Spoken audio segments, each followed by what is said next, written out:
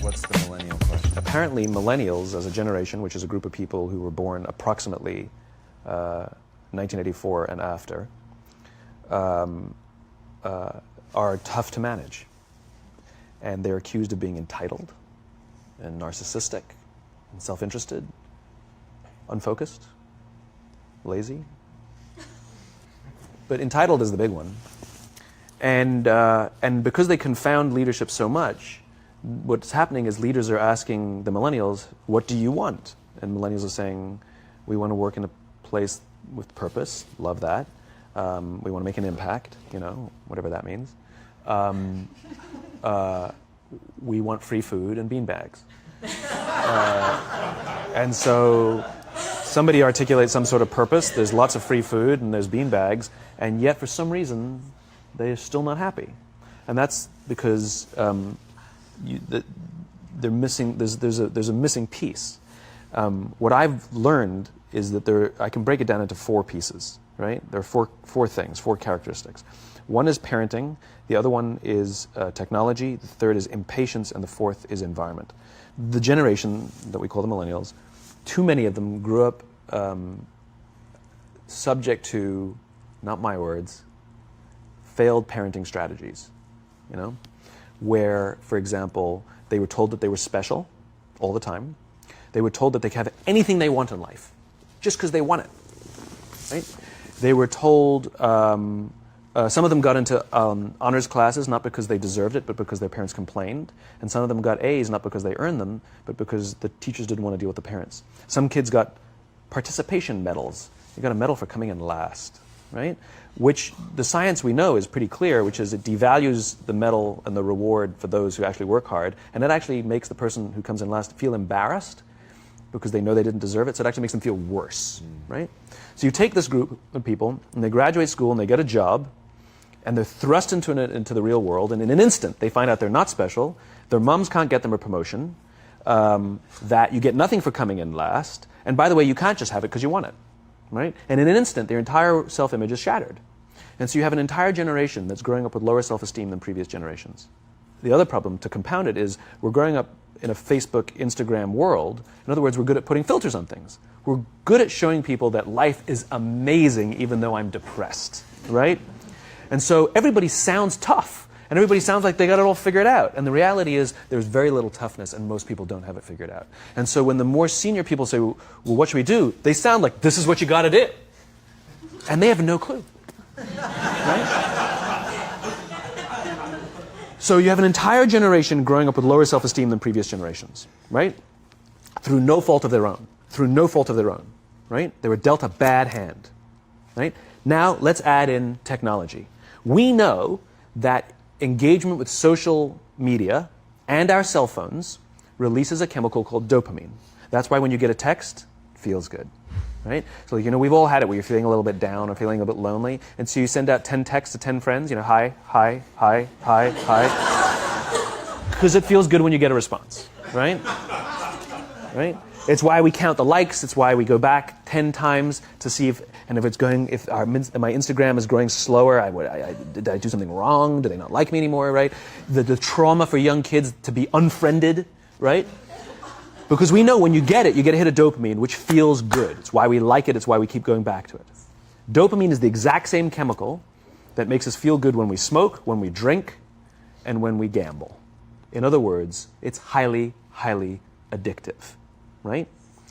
We have age restrictions on smoking, gambling, and alcohol, and we have no age restrictions on social media and cell phones, which is the equivalent of opening up the liquor cabinet and saying to our teenagers, hey, by the way, this adolescence thing, if it gets you down. But that's basically what's happening. That's basically what's happening, right? That's basically what happened. You have an entire generation that has access to an addictive, numbing chemical called dopamine through social media and cell phones as they're going through the high stress of adolescence. Why is this important? Almost every alcoholic discovered alcohol when they were teenagers. When we're very, very young, the only approval we need is the approval of our parents. And as we go through adolescence, we make this transition where we now need the approval of our peers. Very frustrating for our parents, very important for us. It allows us to acculturate outside of our immediate families into the broader tribe, right? It's a highly, highly stressful and anxious period of our lives, and we're supposed to learn to rely on our friends. Some people, quite by accident, discover alcohol and numbing effects of dopamine to help them cope with the stresses and anxieties of adolescence. Unfortunately, that becomes hardwired in their brains, and for the rest of their lives, when they suffer significant stress, they will not turn to a person, they will turn to the bottle. Social stress, financial stress, career stress, that's pretty much the primary reasons why an alcoholic drinks, right? What's happening is, because we're allowing unfettered access to these dopamine-producing devices and media, basically it's becoming hardwired, and what we're seeing is, as they grow older, too many kids don't know how to form deep, meaningful relationships. Their words, not mine. They will admit that many of their friendships are superficial. They will admit that their friends, that they don't count on their friends, they don't rely on their friends, they have fun with their friends, but they also know that their friends will cancel on them if something better comes along. Deep, meaningful relationships are not there because they never practice the skill set, and worse, they don't have the coping mechanisms to deal with stress. So when significant stress starts to show up in their lives, they're not turning to a person, they're turning to a device, they're turning to social media, they're turning to these things which offer temporary relief. We know, the science is clear, we know that people who spend more time on Facebook suffer higher rates of depression than people who spend less time on Facebook, right? These things balanced. Alcohol is not bad, too much alcohol is bad. Gambling is fun, too much gambling is dangerous, right? There's nothing wrong with social media and cell phones. It's the imbalance, right? If you're sitting at dinner with your friends and you're texting somebody who's not there, that's a problem. That's an addiction. If you're sitting in a meeting with people you're supposed to be listening to and speaking, and you put your phone on the table, face up or face down, I don't care, that sends a subconscious message to the room that you're just not that important to me right now, right? That's what happens. And the fact that you cannot put it away is because you are addicted, right? If you wake up and you check your phone before you say good morning to your girlfriend, boyfriend, or spouse, you have an addiction. And like all addiction, in time, it'll destroy relationships, it'll cost time, and it'll cost money, and it'll make your life worse, right? So you have a generation growing up with lower self-esteem that doesn't have the coping mechanisms to deal with stress, right? Now you add in the sense of impatience, right? They've grown up in a world of instant gratification. You want to buy something, you go on Amazon, it arrives the next day. You want to watch a movie? Log on and watch a movie. You don't check movie times. You want to watch a TV show? Binge. You don't even have to wait week to week to week, right? I know people who skip seasons just so they can binge at the end of the season, right? Instant gratification. You want to go on a date? You don't even have to learn how to be like, hey. You don't even have to learn and practice that skill. You don't have to be the uncomfortable one who says yes when you mean no, and says no when you mean no, and yes when you... You don't have to swipe right. Bang, I'm a stud. Right? You don't have to learn the social coping mechanisms, right? Everything you want, you can have instantaneously. Everything you want, instant gratification. Except job satisfaction and strength of relationships, there ain't no app for that. They are slow, meandering, uncomfortable, messy processes. And so I keep meeting these wonderful, fantastic, idealistic, hardworking, smart kids. They've just graduated school. They're in their entry-level job. And I sit down with them and I go, how's it going? They go, I think I'm going to quit. I'm like, why? They're like, I'm not making an impact. I'm like, you've been here 8 months. You know? It's as if they're standing at the foot of a mountain and they have this abstract concept called impact that they want to have in the world, which is the summit. What they don't see is the mountain. I don't care if you go up the mountain quickly or slowly, but there's still a mountain. And so what this young generation needs to learn is patience. That some things that really, really matter, like love, or job fulfillment, joy, love of life, self-confidence, a skill set, any of these things, all of these things take time.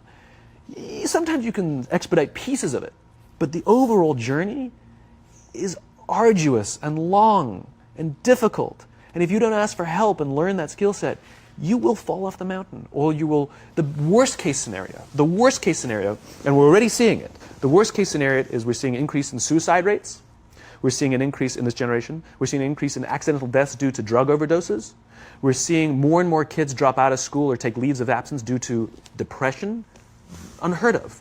These are all, this is really bad. The best case scenario, those are all bad cases, right? The best case scenario is you'll have an entire population growing up and going through life and just never really finding joy. They'll never really find deep fulfillment in work or in life. They'll just waft through life and it'll be just, it's fine. How's your job? It's fine. The same as yesterday. How's your relationship? It's fine. Like that's the best case scenario. Which leads me to the fourth point, which is environment. Which is we're taking this amazing group of young, fantastic kids who are just dealt a bad hand. It's no fault of their own. And we put them in corporate environments that care more about the numbers than they do about the kids. They care more about the short-term gains than the long-term life of this young human being.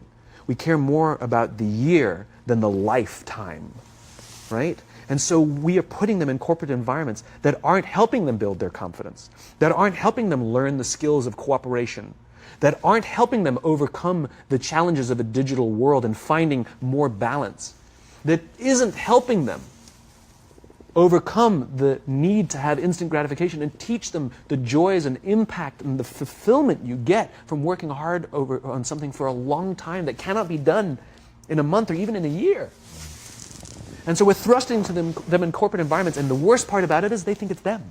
They blame themselves. They think it's them who can't deal. And so it makes it all worse. It's not. I'm here to tell them it's not them. It's the corporations. It's the corporate environments. It's the total lack of good leadership in our world today that is making them feel the way they do. They were dealt a bad hand, and I hate to say it, but it's the company's responsibility. Sucks to be you. Like, we have no choice, right? This is what we got, and I wish that society and their parents did a better job. They didn't. So we're getting them in our companies, and we now have to pick up the slack. We have to work extra hard to figure out the ways that we build their confidence. We have to work extra hard to find ways to teach them the social skills that they're missing out on. There should be no cell phones in conference rooms. None. Zero. And I don't mean the kind of like sitting outside waiting to text. I mean like when you're sitting and waiting for a meeting to start, this is what we all do. We all sit here and wait for the meeting to start. Meeting starting? Okay. And we start the meeting. No, that's not how relationships are formed. Remember we talked about it's the little things? Relationships are formed this way. We're waiting for a meeting to start and we go, how's your dad? I heard he was in the hospital. Oh, he's really good. Thanks for asking. He's actually at home now. Oh, I'm really glad. It was really amazing. I know, it was really scary for a while. That's how you form relationships. Hey, did you ever get that report done? Oh my God, no, I didn't. I'll help you out. Can I help you out with that? Really? That's how trust forms. Trust doesn't form at an event in a day. Even bad times don't form trust immediately. It's the slow, steady consistency. And we have to create mechanisms where we allow for those little innocuous interactions to happen. But when we allow cell phones in conference rooms, we just, okay, have the meeting. And then my favorite is like when there's a cell phone there and you go like this, you go. It rings and you go. I'm not going to answer that. Like, Mr. Magnanimous, you know? When you're out for dinner with your friends, like, I do this with my friends. When we're going out for dinner and we're leaving together, we'll leave our cell phones at home. Who are we calling? Maybe one of us will bring a phone in case we need to call an Uber or take a picture of our meal. That's what I was saying. Come on. I'm an idealist, but I'm not insane. You know? At a heathen.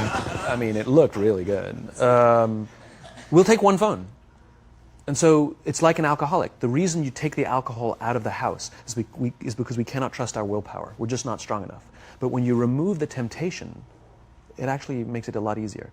And so when you just say, don't check your phone, people literally will go like this. And somebody will go to the bathroom, and what's the first thing we do? Because I wouldn't want to look around the restaurant for a minute and a half, you know? But if you don't have the phone, you just kind of enjoy the world.